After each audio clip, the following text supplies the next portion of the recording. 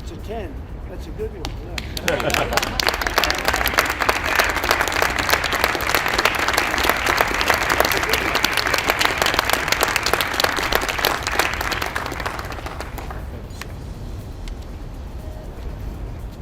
Against the backdrop of global economic turmoil and tensions, with each passing day the world is seeing more clearly how the great powers are on the brink of conflict.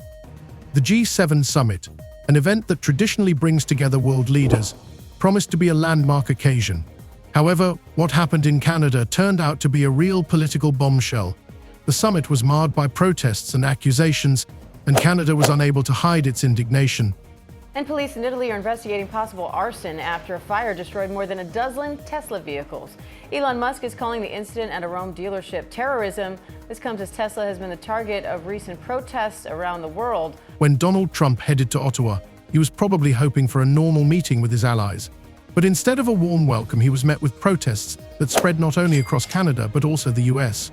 Lots of people across the continent took to the streets to protest against the US president's policies.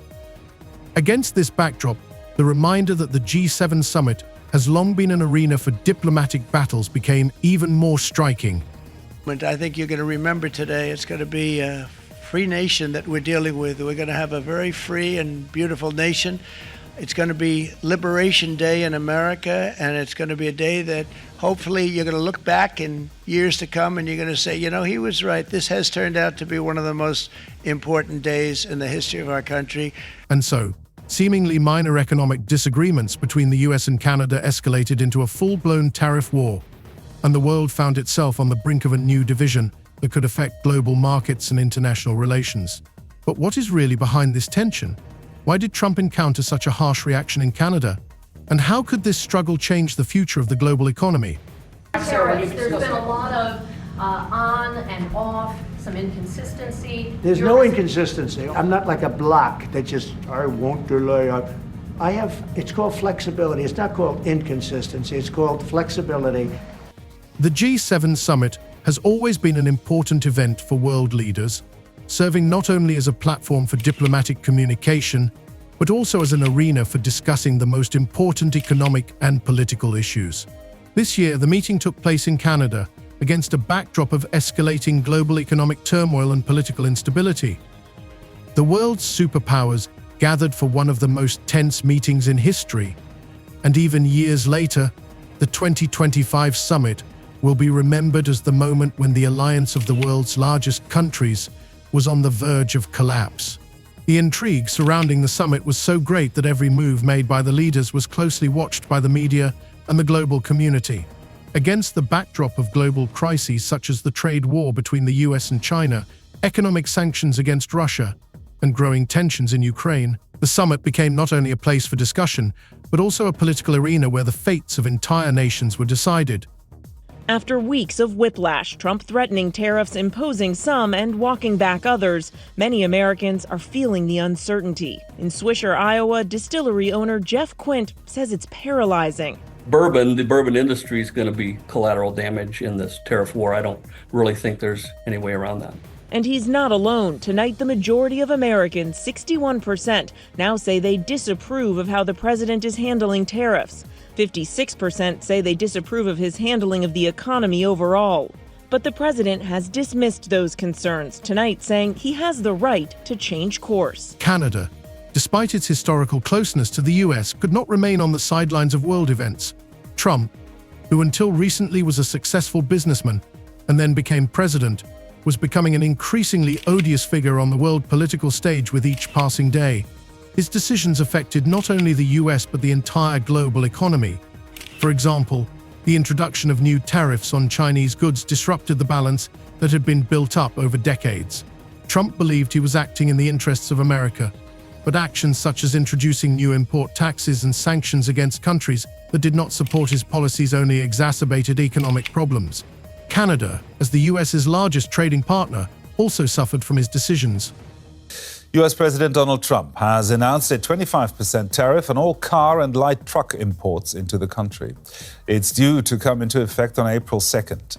Economists and world leaders are warning that it will be a tax on consumers and have a chilling effect on the global economy. But to Americans, Trump paints a rosy picture, predicting that the levies will spur growth. Against the backdrop of these international economic changes, the G7 summit became a place where representatives of countries had to not only discuss current issues, but also develop a common position on many issues. However, it was immediately clear that the meeting would not be a mere formality. The tension in the air was palpable, and leaders understood that the summit would not be just a discussion, but a test of the alliance's strength. But it was Canada that had the difficult role of not only expressing dissatisfaction, but also challenging the US president.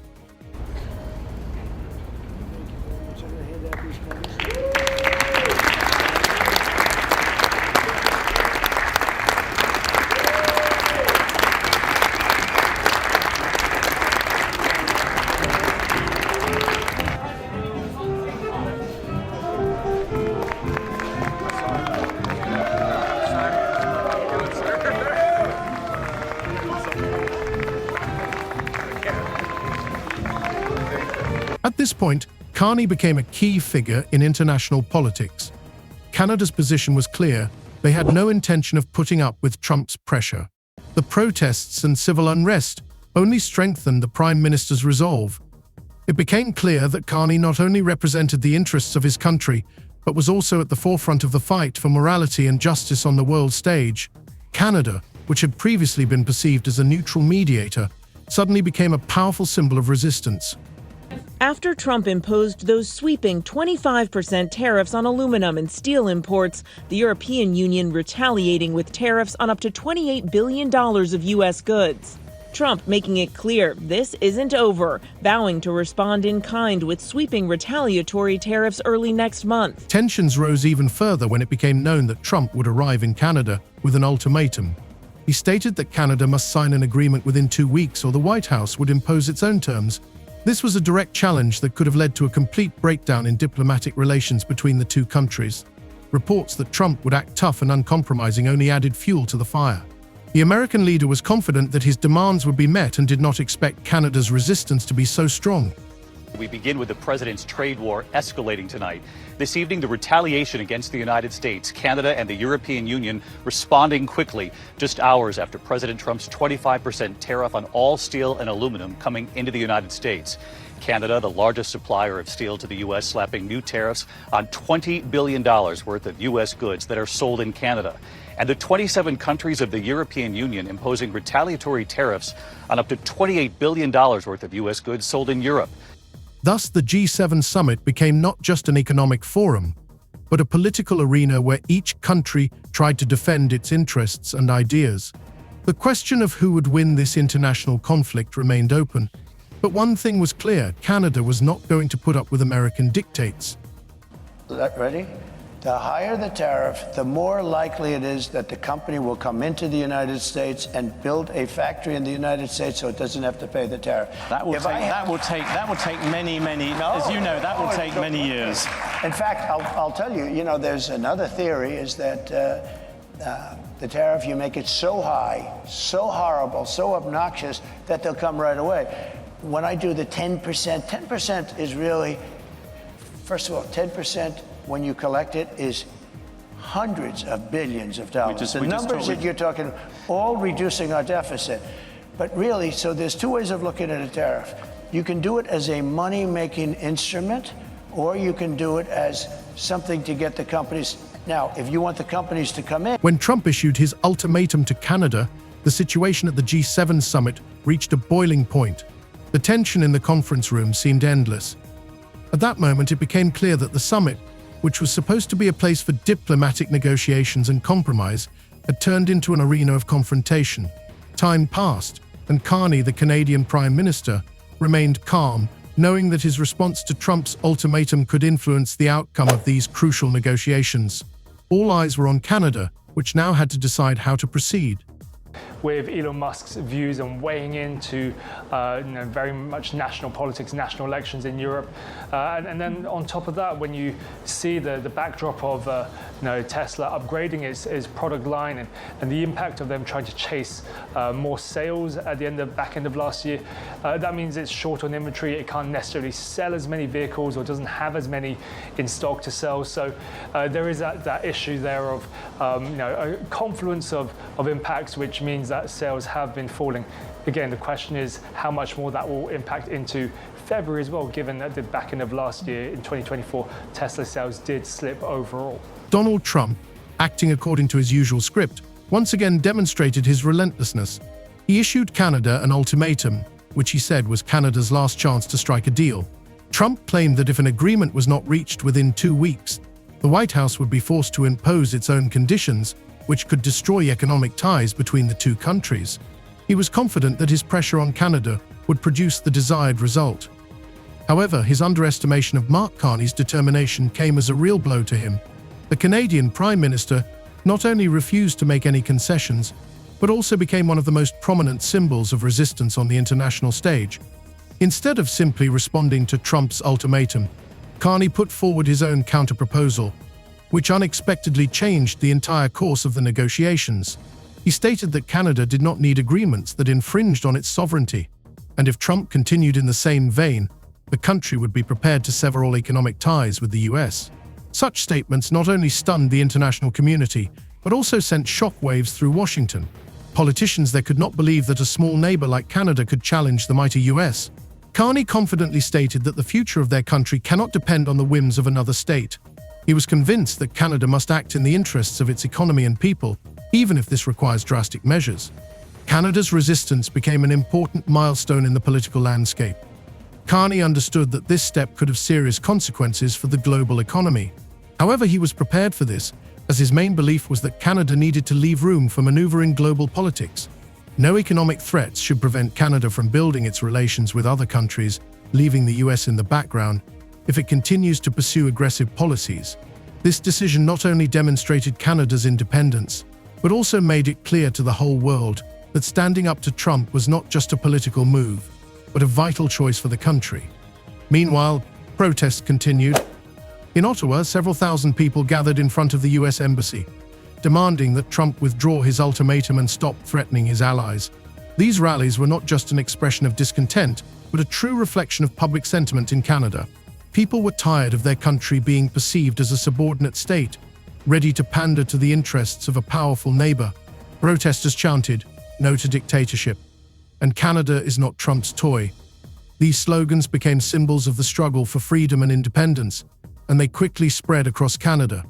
The consequences of Trump's trade war were felt far beyond the US and Canada. It soon became clear that these economic differences would not only affect relations between the two countries, but would also affect global supply chains, jobs, and commodity prices around the world. The trade war that Trump launched against China and then expanded to Canada and other countries left many scars. Canadian companies began laying off employees and production, slowed as import tariffs rose, and became increasingly painful. The cost of goods on supermarket shelves rose sharply, and small businesses found themselves in a difficult position, unable to cope with the new economic realities. These economic consequences affected everyone, and a number of Canadian cities experienced the effects of the new economic crisis. Carney, who had stated from the outset that Canada would not bow to US pressure, found himself at the center of a difficult economic choice. With each passing day, the pressure on Canada intensified, and the tariffs imposed by Trump began to destroy Canadian businesses. Moreover, many large corporations, such as Bombardier and major oil and gas companies, began to review their production and trade strategies, moving some of their operations to other countries to avoid new tariffs. Jobs were being lost, and the country's economy was slowly losing stability. Economists warned of a possible recession, and although the Canadian government did everything it could to mitigate the effects, the reality was grim. But more importantly, decisions such as tariffs and political pressure were damaging the international reputation of the United States. Some of America's allies began to rethink their long-term strategic ties. The US was no longer seen as a partner with whom it was possible to negotiate on equal terms. As the situation worsened, other countries began to look for alternatives, and Canada found itself at the center of new economic ties. Canada began to cooperate more actively with the European Union and Asian countries, including China, which came as a surprise to many, as until then the country had been closely aligned with the US. Canada's strong economic ties with Europe allowed it to gradually weaken US influence by diversifying its trade flows and expanding its markets. The international community watched developments closely. The whole world watched as Trump continued to push his aggressive trade policy, while Carney, with the support of his government and people, showed determination to resist these methods. Relations between the US and Canada changed before our eyes, and the political pressure from Trump caused concern not only in Canada but also in other countries that also found themselves under threat of new economic sanctions. A number of countries, such as the United Kingdom and France, publicly supported Canada, condemning the methods used by the US president. Even at the G7 summit, despite Trump's attempts to impose his agenda, Mark Carney and other world leaders stood their ground and upheld the principles of fairness and equality. Canada, meanwhile, began to position itself as an independent player on the world stage. The G7 summit itself was an important milestone, a moment when the global community saw that, in the face of aggressive US policies, Canada was prepared not only to stand up, but also to act in its own interests. The country's internal economic problems became part of the global political crisis, and at that moment Canada had to look for new ways to restore its economy and maintain stability. The most significant of these ways was to strengthen its position on the international stage. Canada began to actively build new economic ties with European and Asian countries. Canadian financial authorities will undoubtedly take advantage of this opportunity to further promote their interests on the world stage. And if other countries follow Ontario's example, the US's refusal to participate in such large deals will become part of a new economic order. In recent years, there has been a growing trend among many countries to reduce their dependence on the US dollar. This is a process that could lead to the creation of alternative global financial structures in the future. The Canadian authorities could use this opportunity to promote their bonds as an alternative to the dollar, which would further diversify global currency reserves. Meanwhile, the US is beginning to realize that its financial system may not be as stable as it seemed. Despite its power in the global market, America is facing growing problems in its financial system. In recent years, American banks have been involved in several major scandals related to manipulation and fraud. This fact makes the US vulnerable in the eyes of global investors, who are beginning to look for safer markets in which to invest. One such market is Canada, which, in its policy of financial independence from the US, is betting on more transparent and stable conditions for investors. However, Ontario's move is only the beginning. Despite the success of this particular bond issue, the Canadian economy and its financial institutions will continue to face challenges. If Trump decides that the Canadian market poses a threat to the US economy, he may take further steps to put pressure on Canada. Economists warn that the US could respond by increasing tariffs on Canadian goods or imposing new economic sanctions, which would significantly complicate economic relations between the two countries. The country began to redirect some of its trade flows, increasing imports and exports with other countries, which allowed it to reduce its dependence on the US and its political pressure. Many large companies redirected their production capacities and resources to avoid falling under US sanctions. Canada was able to achieve significant success in new trade agreements with Japan, South Korea, and even India, which strengthened its economic position. In response to these steps, Trump began to develop new strategic measures. He tried to bring Canada back to his terms by issuing new ultimatums and threatening additional sanctions. However, Canada was no longer afraid. Relations with the US were becoming increasingly cold, and countries began to look for alternatives for trade. Canada realized that it could succeed in these conditions if it used its resources more efficiently, diversifying its economy and strengthening cooperation with other countries. Finally, the reaction of the international community to Canada's actions was another significant moment. The world watched as a country that had long been perceived as an ally of the US was able to embark on a path of independence, refusing to continue cooperation with the US on Trump's terms. As Canadian resistance gained momentum, global economic flows began to shift. Canada may not have won the final victory, but it has certainly asserted itself as a country that is not afraid to stand up to global superpowers without compromising its interests.